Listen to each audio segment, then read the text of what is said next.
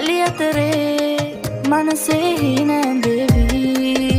එයා මෙච්චර හැඩයි හිනා වෙච්ච ගමන්මයි අනේ කොච්චර දැක්කත් මට මදි ඇයි නගින් යනකොට ලැජ්ජයි වගේ අහක බලන් යයි ඒත් පස්ස හැරිලා බලනව සත්තයි සුදු ගවුමේ රැලි අතරේ මනසේ හිනැඳෙවි